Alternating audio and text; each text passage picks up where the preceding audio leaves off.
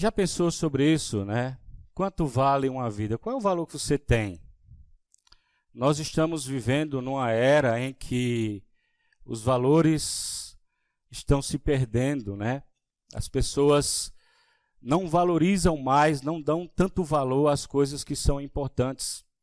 Nós vivemos numa sociedade em que você é valorizado quando você tem, quando você está no topo, você está chamando a atenção. Ou quando você produz, quando você está fazendo a coisa certa, aí você é valorizado, né? As pessoas valorizam você. Mas quando você não funciona dentro da expectativa das pessoas, você perde seu valor. Não é? Hoje nós vemos filhos perdendo valores para os pais. Os pais não têm mais valor, muitas vezes, para os filhos. Né? As pessoas estão se matando. A gente vê pessoas, muitas vezes, tirando a vida da outra por R$100. Então, assim, os valores têm mudado, né? As pessoas estão perdendo os valores. E numa sociedade assim, muitas vezes, nós nos sentimos desvalorizados, sem valor. Eu queria que você abrisse comigo em Marcos, no capítulo 5. Eu queria compartilhar com vocês hoje uma passagem conhecida, que nós conhecemos, sabemos as lições, sabemos a definição, mas eu queria atrair a sua atenção para esse texto nessa manhã. Eu concordo com Warren Weber, que é um comentarista do livro de Marcos, de que nesse texto nós podemos ver, para aplicar na nossa vida, talvez fique mais fácil aplicar esse texto, vendo 3 poderes atuando aqui nesse texto.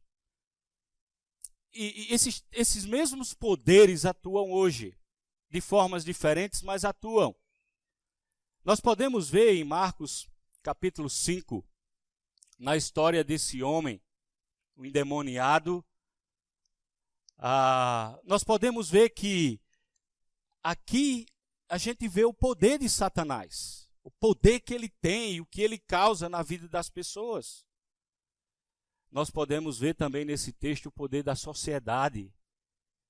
A sociedade, ela tem um poder, e como é que ela age? O que a sociedade faz nas nossas vidas?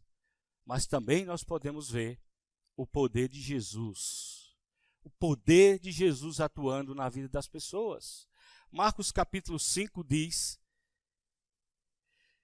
versículo 1, eles atravessaram o mar e foram para a região dos Gerasenos. Quando Jesus desembarcou, um homem com um espírito imundo veio do sepulcro ao seu encontro. Esse homem vivia nos sepulcros e ninguém conseguia prendê-lo e nem remover nem mesmo correntes, pois muitas vezes lhes havia sido acorrentado os pés e as mãos, mas ele arrebentava correntes e quebrava os ferros de seus pés.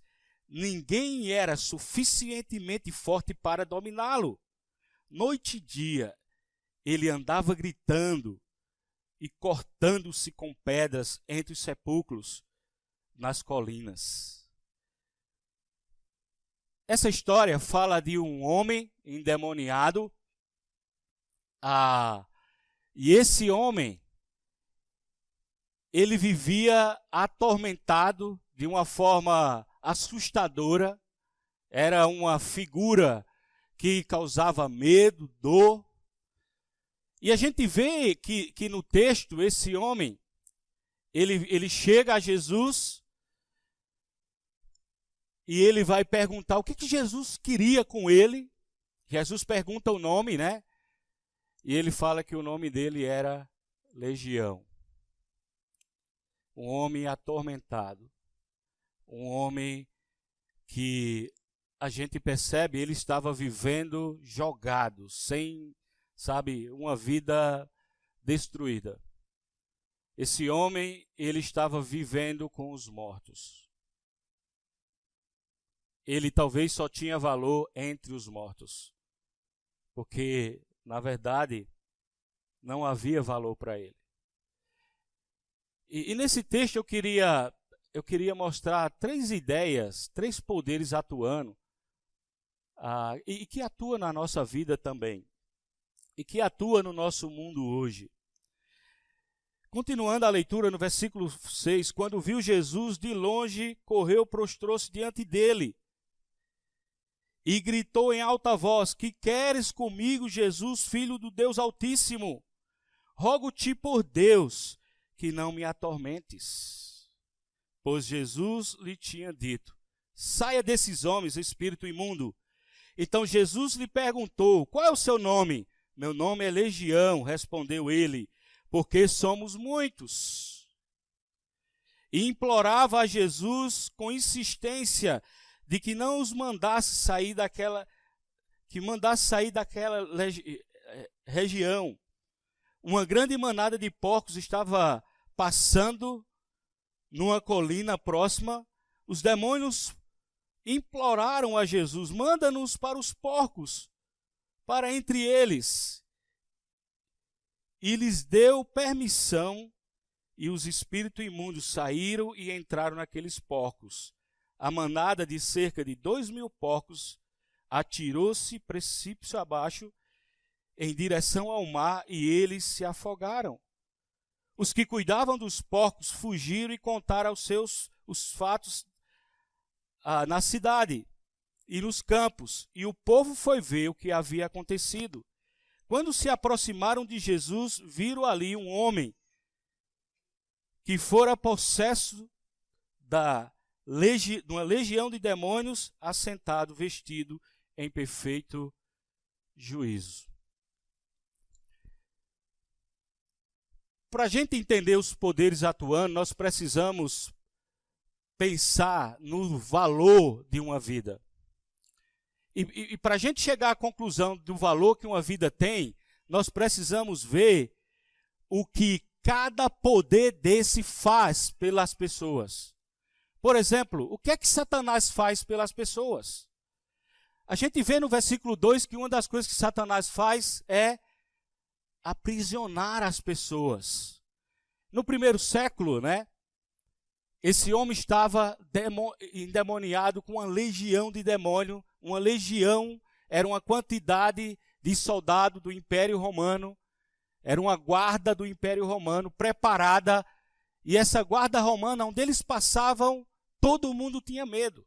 Quando qualquer pessoa sabia que uma legião romana estava perto daquela cidade, eles temiam, porque eles sabiam do poder que eles tinham. E uma coisa que chama a atenção nesse texto é que quando o homem vê Jesus, ele diz: o que é que você tem comigo? E o mais interessante, a gente sabe, 1 João capítulo 3, versículo 8, diz que Jesus veio para destruir as obras do diabo. A função de Jesus é destruir as obras do diabo. Porque as obras do diabo é isso, é destruir a vida das pessoas.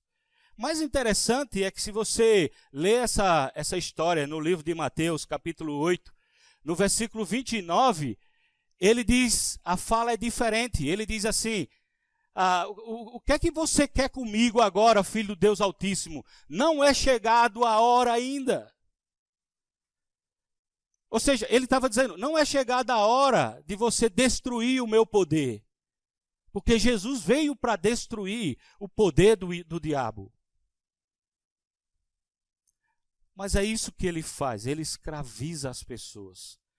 Ele engana as pessoas, escravizando elas. Quantas pessoas estão escravizadas hoje? Com drogas, com vícios, tantas coisas nessa vida. Quantas pessoas estão sofrendo? Muitas vezes querendo sair daquela vida, mas não tem força. Porque existe uma força maior atuando nas suas vidas. A gente vê no versículo 3 e 4 que ele torna as pessoas violentas. Esse homem era violento, ele se cortava. Nenhuma corrente poderia detê-lo, prendê-lo. Nada, era impossível. Talvez a sociedade tentou recuperar essa pessoa e não conseguiram. E aí a solução foi acorrentá-los ou jogá-lo fora do convívio daquela sociedade.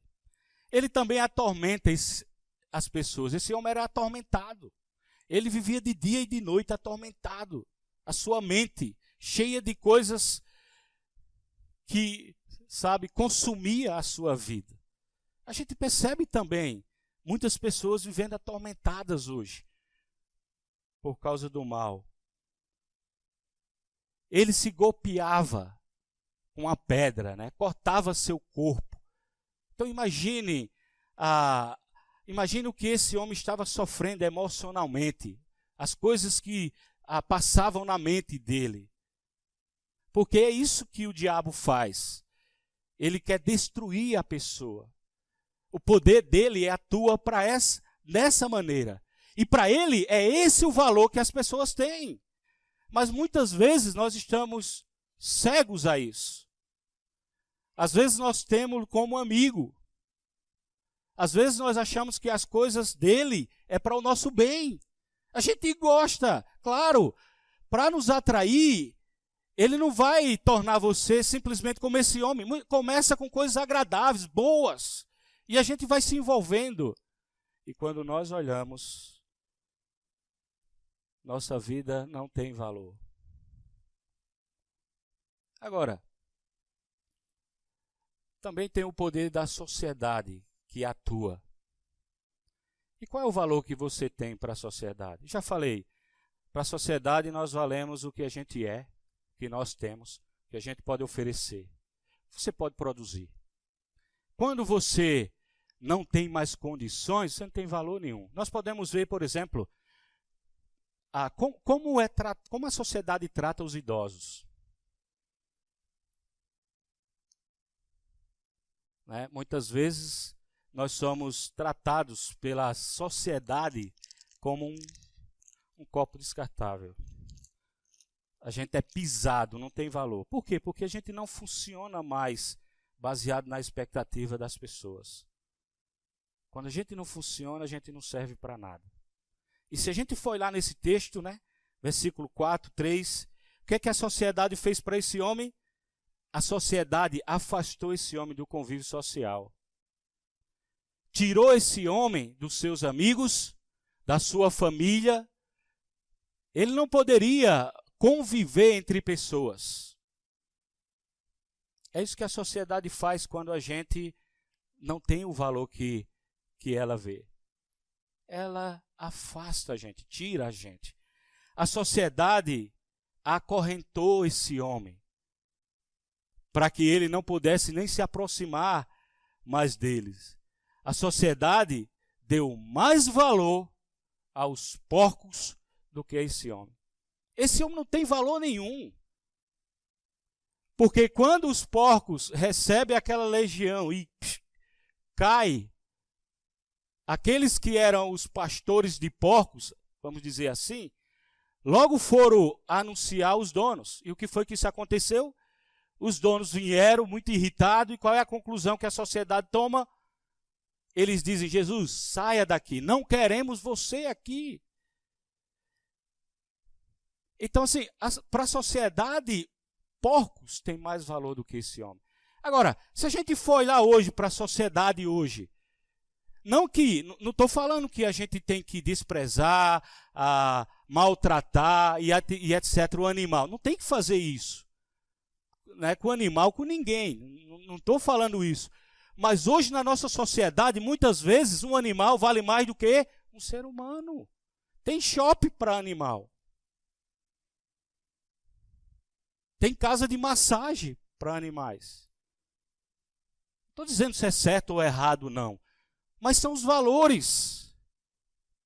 São os valores. Às vezes nós valorizamos mais os animais do que um ser humano, do que uma pessoa.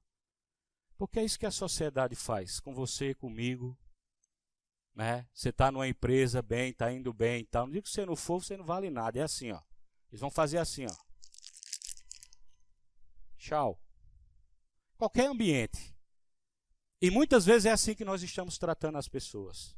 Você não funciona não, não serve mais como eu quero, como eu penso. Aqui, ó. Você é isso. Tchau. É o valor que muitas vezes nós temos na sociedade. E nós temos que ter o maior cuidado entre nós. Porque muitas vezes é esse mesmo valor que nós estamos dando um ao outro. Se você faz o que eu quero, você está bem. Se você não faz, você não vale nada. É escanteado e etc, e etc. Porque é assim que a sociedade age. E nós cristãos precisamos aprender essa lição aqui. O valor que uma pessoa tem. O valor que seu irmão tem. O valor que você tem. Nós precisamos valorizar isso.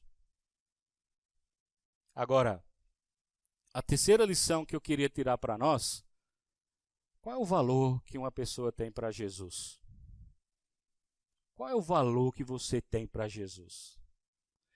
É interessante porque eu fiquei pensando nesse texto quando eu estava tentando organizar as ideias. Eu fiquei pensando, peraí, Jesus vem de, viagens, cansados, atendendo pessoas. O texto mesmo diz que ele teve que atravessar, estava cansado. Jesus, quais são as desculpas que eu tenho dado quando as pessoas precisam que eu demonstre o valor que elas têm para mim? Fiquei pensando sobre isso. E pensando em mim, eu comecei a pensar nas desculpas que Jesus poderia dar. Primeira, ele poderia ter dito, eu estou cansado demais. Eu mereço descanso. Já é tarde, trabalhei muito, tive um dia muito atarefado, não estou para ninguém.